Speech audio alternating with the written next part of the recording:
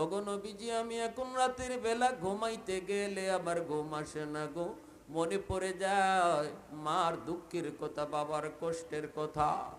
আমাদের সমাজে এমন যদি তালাশ করি এমন বহু সন্তান পাওয়া যাবে, যেই সন্তান বাপ মা দুনিয়ায় থাকতে বড় অভাবে ছিল, ব্যবসায় লাভ পায় নাই, টাকা পয়সার দেখা মিলে নাই, কিন্তু যেদিন তাকে আল্লাহ সম্পদ দিয়েছে সেদিন মা বাবা কবরে চলে গেছে।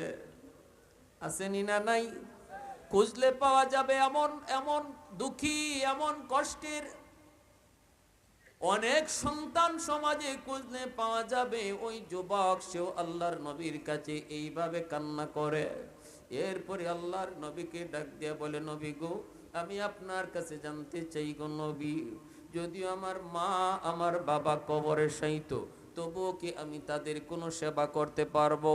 তাদের কোনো খেদমত করার সুযোগ আসেনি?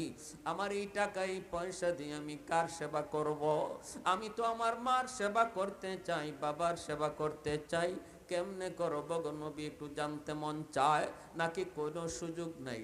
নাকি কোনো সুযোগ নাই, তাও আমার জানতে মন চায়।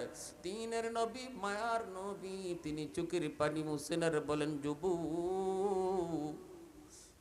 তুমি তো মার চেহারা দেখেছো, বাবার চেহারা তুমি দেখেছো রে, কিন্তু আমি নবী বাবার চেহারা দেখি নাই। বাবা তুমি ডাক দিতে পেরেছো, আব্বু ডাকের ভিতরে কি মজা তুমি তা বুঝেছো, কিন্তু আমি নবী বাবা ডাকের ভিতরে কত মজা আমি জানি না। আমার সামনে কেউ যদি আব্বাকে ডাক দেয় আমার কলিজা চাঁদ কইরা উঠে, কারণ আমি নবী কোনোদিন আব্বা ডাক দিতে পারি নাই। বুঝ হওয়ার পর মা মারা গেলেন। অযুবক, তুমি যেই প্রশ্ন করেছো তোমাকে আমি জবাব দিতেছি, শোনো। 5টা কাজ যদি তুমি করো তাহলে তোমার মা তোমার বাবা কবরে শুয়ে শুয়ে তোমার খেদমত পাইতে থাকবে। 5টা আমল যদি তুমি করতে পারো, দুনিয়া থেকেও মার সেবা তুমি করতে পারবা, দুনিয়া থেকেও বাবার সেবা তুমি করতে পারবা। কাম করা লাগবে, আমল করা লাগবে। কয়টা? একটু জোরে আওয়াজ দিয়া বলেন, কয়টা? আমার ভাইরা বন্ধুদের জন্য রাসূল করিম সাল্লাল্লাহু আলাইহি ওয়াসাল্লাম তিনি বলেন, 1 নাম্বার, আসসালাতু লাহুমা, আসসালাতু লাহুমা। 1 নাম্বার হলো বাপ মার জন্য তুমি বেশি বেশি করে দোয়া করো। আজকে আমাদের কবরের সামনে যেই সমস্ত আপন মানুষগুলি কবরে শুয়ে আছে রে যুবু, এই মানুষগুলি আমাদের কাছে কিছু পায়, আমাদের কাছে তাদের কিছু পাওনা আছে। আমি যদি আমার বাবার পাওনা আদায় করি, আগামীকাল আমার সন্তানও আমার পাওনা আদায় করবে। আজ যদি আমি আমার মুর্দিগানের পাওনা আদায় করি, কাল আমার সন্তান আমার আওলাদ আমার পাওনা আদায় করবি।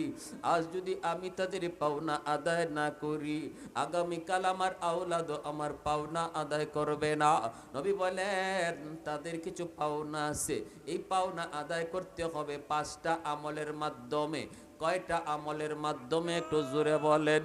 কার কার শুনবার ইচ্ছা আছে একটু হাতটা উঠায় আল্লাহকে দেখান। একটু জোরে বলি আল্লাহু আকবার।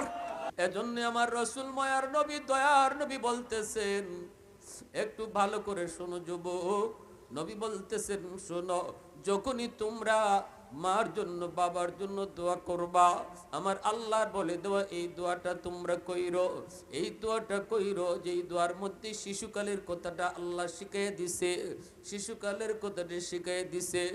এরপরে রাসূল বলতেছেন 2 নম্বর ডিউটি হলো ওয়াল ইস্তিগফারু লাহুমা, বাপমার জন্য বেশি বেশি করে তুমি দান সদকা কইরো। মসজিদে সুযোগ পাইলে, মাদ্রাসায় সুযোগ পাইলে, গরিব মানুষকে তুমি সুযোগ পাইলে বাপমার নামে দান সদকা কইরো, তাহলে তোমার খেদমত সাথে সাথে আল্লাহ পাক কবরে পৌঁছে দিবে। 3 নম্বরে নবী বলেন ইনফাযু আহদিহিমা মিন বাদিহিমা। রাসূল বলেন 3 নাম্বার হলো, একটু ভালো করে শুনবেন, 5টা সিরিয়াল মনে রাখতে হবে। সিরিয়াল হয়তো আমি আপনাদেরকে জিজ্ঞেস করব, মাহফিল থেকে যাবেন কি নিয়ে যাবেন, এই 5টা কথা সিরিয়াল মাফিক মনে রাখবেন। 1 নাম্বার হলো দোয়া করা, কোন দোয়া করা কোরআনে যেই দোয়া আছে সেই দোয়া করা, কোন দোয়া করা যেই দোয়া আল্লাহ শিখাইয়া দিছে সেই দোয়া করা, ঠিক কিনা বলেন? যেই দোয়ার মধ্যে শিশুকালের কথা উল্লেখ রয়েছে এই দোয়া করা। 2 নম্বরে নবী বলেন ওয়াল ইস্তিগফারু লাহুমা, বাপ মার জন্য বেশি বেশি করে দান সদকা করা, তাহলেই কবরে আল্লাহ খেদমত পৌঁছে দিবে। 4 নম্বরে নবী বলেন সিলাতুর রাহমিল্লাতি লা তুসালু ইল্লা বিহিমা, নবী বলেন 4 নাম্বার হলো তোমার মা তোমার বাবার যারা আত্মীয় স্বজন আছে তাদের খোঁজ খবর তুমি রাখো। মা দুনিয়ায় নাই কিন্তু মার রক্তের মানুষ আছে। মার রক্তের মানুষ হলো নানা নানি, মার রক্তের মানুষ হলো মামা মামি, মার রক্তের মানুষ হলো খালা খালু, খালাতো ভাই বোন, মামাতো ভাই বোন। মা দুনিয়াতে নাই কিন্তু যখনই মা রক্তের মানুষের তুমি খবর নিবারে ফোন, চাচা চাচি, চাচা তো ভাই বোন, ফুফা তো ভাই বোন, বাবা যখনই দুনিয়াতে নাই বাবার কথা তুমি ইয়াদ করেছো, বাবার কবরে তুমি কিছু পাঠাইতে চাও, রসুল বলেন জানোনি 4 নাম্বার হলো তুমি ওই বাপ মার, বাবার যারা রক্তের মানুষ আছে, দাদা দাদি, রক্তের মানুষ আছে, চাচা চাচি, রক্তের মানুষ আছে, ফুফা ফুফু, তাদের খোঁজ খবর তুমি নিবা। যখনই ফোনটা দিয়ে কইবা ফুফু তুমি কেমন আছো, চাচা তুমি কেমন আছো, অথচ চাচারে তুমি দেখতে যাবা, ফুফুরে তুমি দেখতে যাবা, রসুল কই যেন বাবার কবরে তুমি এরকম ফোন লাগায়া দিছ, সাথে সাথে আল্লাহ পাক বাপ মার কবরে তোমার এই খেদমত পৌঁছাই দিবে। ভাইরা বন্ধুরা 3 নম্বরে একটা রয়ে গেছে ইনফাজ ওয়াহদিহিমা মিন বাদিহিমা, বাপ মার কোনো পাওনা যদি তাকে, পাওনা রাসূল বলতেছেন শোনো, বাপ মার কোনো পাওনা যদি তাকে এই পাওনা পরিশোধ করো, পাওনা পরিশোধ করো। কেমনে? পাওনাটা হলো বাপ মা, বাবা হয়তো কারো হক নষ্ট করেছে, বাবা তোমার ফুফুদের সম্পদ দেয় নাই, প্রতিবেশীর জমি দখল করে নিয়েছে, আজ যদি তুমি বাবার কবরে খেদমত পৌঁছাইতে চাও, রসুল কয় বাবা যার হক নষ্ট করেছে হকটা ফিরায় দাও, ফুফুদেরকে ডাকো, ডাইকা ফুফুর হক বুঝায় দাও, ফুফু নাই ফুফা তো ভাই বোন আছে তাদেরকে তুমি হকটা বুঝায় দাও। বাবা যাদের হক নষ্ট করলো এই হক যদি তুমি ফিরায় না দেউরে যুবক, বাবার নামে 10টা গরু জবাই করে জিয়াফত করলেও কবরের আগুন নিবে না। কথা বুঝে আসছে?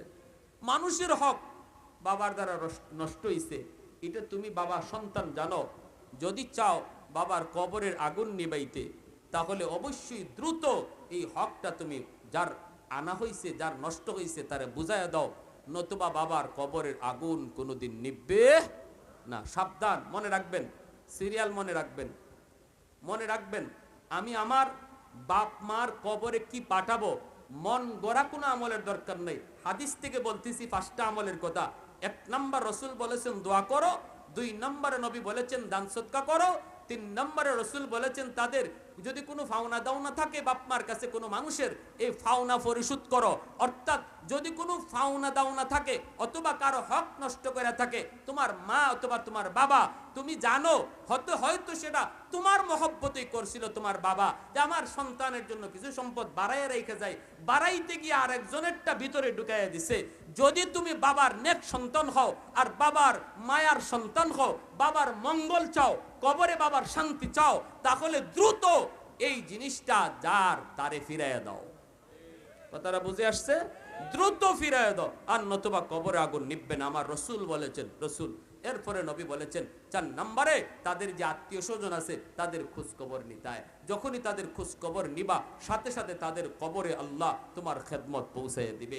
5 নম্বর আমলটা ইকরামু সাদিকিহিমা মিন বাদিহিমা, নবীজি বলেন 5 নাম্বার হলো বাপ মার বন্ধু বান্ধব যারা আছে তাদেরকে পাইলে পরে বাপ মার মতো তুমি শ্রদ্ধা কইরো। বাবা দুনিয়াতে নাই কিন্তু বাবার সমবয়সের মানুষ দুনিয়াতে আছে, যাদের সাথে বাবা দুনিয়াতে চলতেন, মা যাদের সাথে চলতেন, তাদেরকে দেখলে পরে বাপ মার মতো তুমি শ্রদ্ধা করবা। বাবা দুনিয়াতে নাই কিন্তু বাবার বন্ধু দুনিয়াতে আছে রে যুবক, ওই বন্ধুকে পাইলে পরে বাবার মতো তুমি শ্রদ্ধা কইরো।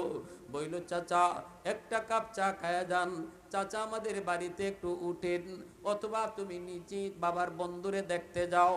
যখনই বাবার বন্ধুকে তুমি সম্মান করবা অথবা তাদের সেবা করবা, অথবা তারে দেখতে যাবা। রসুল কয় যেন বাবার কবরেই তুমি সেবা পাঠায়া দিছ। এজন্যই আমার রসুল একদিন খানা নিয়ে বইছেন, আম্মাজান আয়েশা সিদ্দিকা রাদিয়াল্লাহু তাআলা আনহা রসুলের সামনে বড় বড় দুইটা রুটি দিছেন। নবীজি কান্না শুরু করছেন। আম্মাজান বলতেছেন, ইয়া রাসূলুল্লাহ কান্দেন কেন? নবী কয়, আয়েশা কান্দি, তোমরা আমার সুখের দিনের স্ত্রী, আর আমার খাদিজা ছিল আমার দুঃখের দিনের স্ত্রী। আজকে আমি রসুলের সামনে এত বড় বড় দুইটা রুটি, কিন্তু কাঁদতেছি আমার খাদিজার সামনে আমি রসুল সারা জীবনেও এত বড় একটা রুটি দিতে পারি নাই, এজন্য কান্না করি। আয়সা, এই রুটি আমি খেতে পারবো না, দুইটার মধ্যে একটা রুটি আমার খাদিজারে দিয়ে আসো। আম্মাজান বলি, ইয়া রাসূলুল্লাহ খাদিজা তো কবরে, রুটি দিব কি কইরা? রসুল বয়, আয়সা জানো না আমার খাদিজার একটা বান্ধবী আছে, নাম হলো নাফিসা। এই নাফিসা এখনো আছে, যদি আমার খাদিজার বান্ধবী নাফিসারে একটা রুটি খাওয়াও, যেন আমার খাদিজারই রুটি খাওয়ানো হইল। জোরে কন্যা সুবহানাল্লাহ।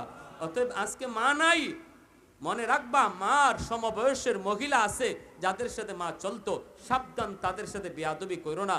তাদের প্রতি যদি শ্রদ্ধা রাখো, তাদের যদি একটু সেবা করো, তাহলে এই সেবাটা মার কবরে পৌঁছায় দেয় কে?